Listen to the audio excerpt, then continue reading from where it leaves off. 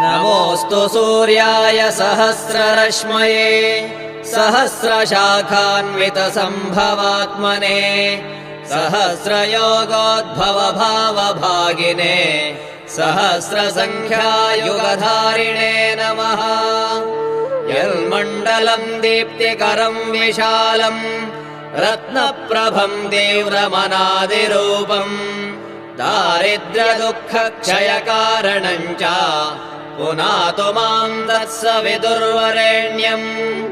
यन्मण्डलम् देवगणैः सुपूजितम् विप्रैस्तुतम् भावनमुक्तिकोविदम् तम् देवदेवम् प्रणमामि सूर्यम् पुनातु माम् तत्सवितुर्वरेण्यम्।